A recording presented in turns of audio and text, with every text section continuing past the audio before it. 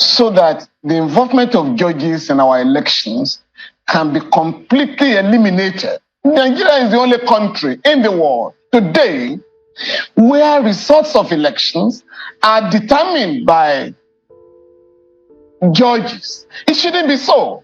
We have just witnessed in Liberia, a country that Nigeria assisted to restore political stability. We just witnessed an election there. Recently, we witnessed an election, a successful election in Sierra Leone. Again, another country assisted by Nigeria to have law and order restored. So if these countries can organize elections, why are we asking judges to determine the result of our elections with respect to the decisions of the Court of Appeal? That is not the end of the road. All those who are dissatisfied will have to go to the Supreme Court. In the case of Plateau, there was a judgment of the High Court to the effect that primaries have to be conducted. I almost want to honorably tell Femi Falana SA to keep quiet, but because he's an elder statesman, an elder, someone that I respected all the years, I would keep that to myself. But indeed, it is nauseating and irritating that this is the time for him to come out and start to again challenge the legality and legitimacy or some shenanigans and paranoid decisions of the courts. He kept quiet at the time when Nigerians needed him to have been vocal the most. But of course, as usual, we are back here. When we began to cry, to yell, that as it were, this precedence we are setting is something that we would regret. Of course, we're already in a system where we are now institutionalizing corruption. We have done that over the years. We are now institutionalizing illegitimacy. Currently now we are institutionalizing judicial rascality and abuse of power. But it doesn't bother you because, of course, your tribal man is president, or you benefited from it, it's politics for you, everything. But the fact that we are building, as a building, we are destroying this country, is something that worries me. How well they say it's only a fool that will go to bed when the roof is on fire. The roof of the nation, the foundation, everything, the border, the fence, everything is on fire, but it doesn't bother you because your sentiment aligns with the sentiment of those in authority. Whether or not this put food on your table is going to help you, doesn't matter. I would love us to watch the rest of the video, Femi Falana complaining bitterly, and the fact that countries like Liberia, countries like Sierra Leone can conveniently have elections. Look at Liberia, the database of the elections, 99.8% uploaded. Information there. The incumbent president agreed that this election was transferred. If Liberia and Sierra Leone can have a very legitimate, credible, free, fair elections, and a supposed giant of Africa, God forbid Nigeria, God forbid, right? And I hope that all of us need to realize, it's not yet late, right? It's not yet late. All of us need to realize that there is so much work to be done. Watch the rest of the video and share this video. Disappointing again, but the truth must be said. I'll catch you again soon. As I have repeatedly made clear, the stakeholders should go back to the drawing table so that the involvement of judges in our elections can be completely eliminated. Nigeria is the only country in the world today where results of elections are determined by judges. It shouldn't be so. We have just witnessed in Liberia, a country that Nigeria assisted to restore political stability. We just witnessed an election there. Recently, we witnessed an election, a successful election in Sierra Leone. Again, another country assisted by Nigeria to have law and order restored. So if these countries can organize elections, why are we asking judges to determine the result of our elections with respect to the decisions of the Court of Appeal? That is not the end of the road. All those who are dissatisfied will have to go to the Supreme Court. But if you look at what happened in Lagos, what is different from Plateau, is that you are being told in the case of Plateau, there was a judgment of the High Court to the effect that primaries have to be conducted. The judgment, as usual, was dishonored, disregarded, disobeyed, and elections went on. I think the last time I can recall that the Supreme Court berated the Nigerian political class to learn to comply with the doctrine of least spending was the case of Mr. Peter Obi and INEC. When in 2007, in spite of the case of Mr. Peter Obi that was pending the High Court, INEC went and proceeded to hold the election.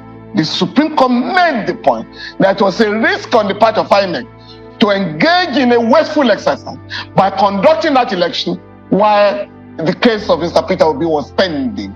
Now, if we are being told here that the court ordered the primaries be held and the primaries were not held, and the election took place on the basis of the primaries that were not held, there are problems. I do hope that the Supreme Court will make a definitive pronouncement on this. Again, it's different from Kano, where you are being told now that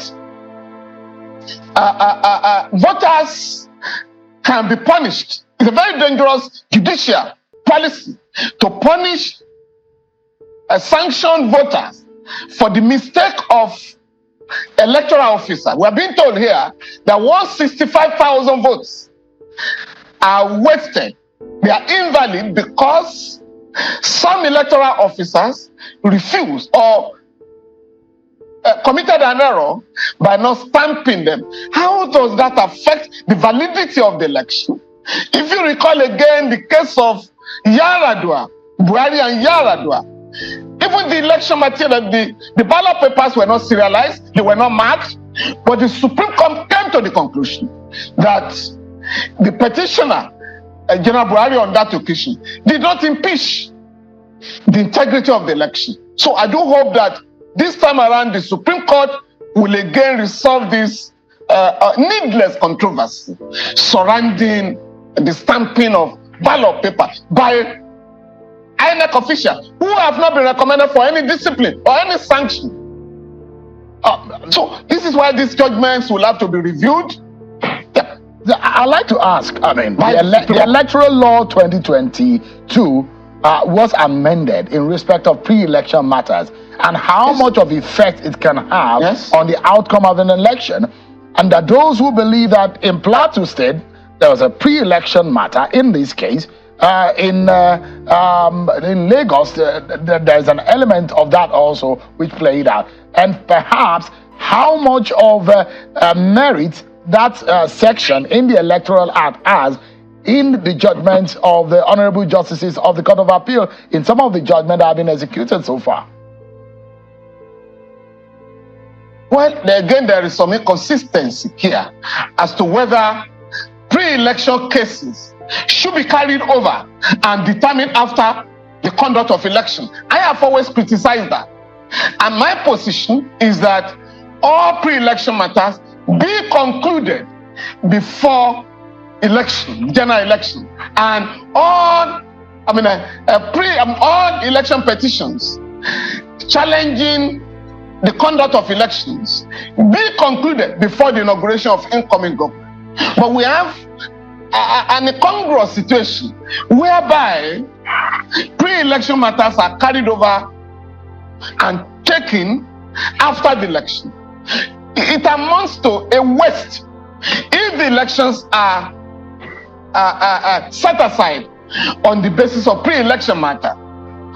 And it shouldn't be so. And this is the kind of problems we are trying to encounter now. Again, as I said, the ball is now in the court of the Supreme Court.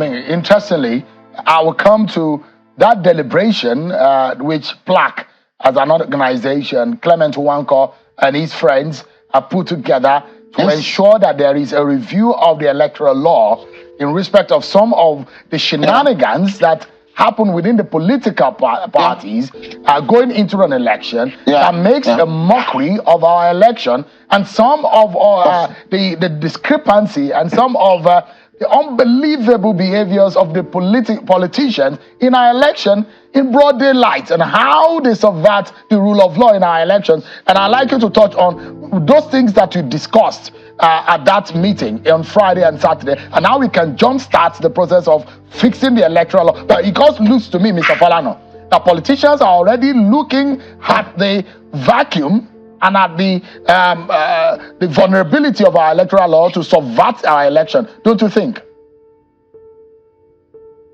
No, the laws are there.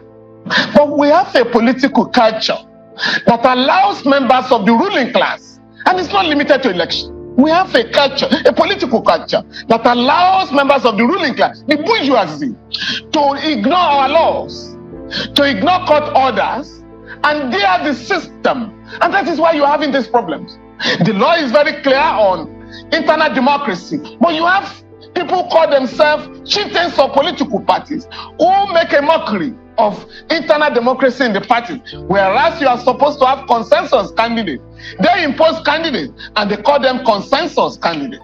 They subvert the electoral process by talking of indirect primaries, instead of allowing members of the political party to participate in direct primary. These are some of the issues we discussed on Friday, Saturday. And we can't go on like this.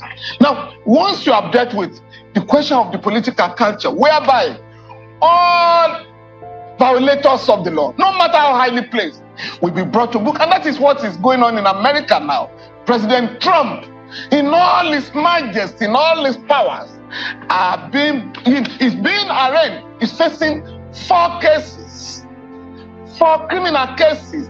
One of them or 2 of them has to do with electoral fraud and insurrection. But here, you just had an insurrection in Rivers State. Nobody is talking of those who conveyed the House of Assembly in the night, those who set fire on the House of Assembly. Nobody is talking about that. But in the US, President Trump is standing trial for the insurrection, the attack on Capitol on 6th of January 2021. But in the case of Nigeria, it's business as usual. And that is why we are insisting that we must now set up the Electoral Offences Commission, Electoral Offences Tribunal, to try all those who violate the provisions of the Electoral Act before and during the election and even after the election by manipulating election results. But once you don't do this, you witness, as we just witnessed 2 weeks ago, the shameful elections that took place in Kogi, Bayelsa, and Imo, whereby in 3 states, 92,000 police personnel, 22,500 civil defense personnel, FRSC, SSS, EFCC, and the rest of them, altogether numbering about 140,000 security personnel to manage election, to man election in 3 states. At the end of the day, somebody was thrown to the river in Bayelsa. 4 people were killed in Kogi State. There was snatching of ballot boxes. Money was, the EFCC confiscated about 11 million naira.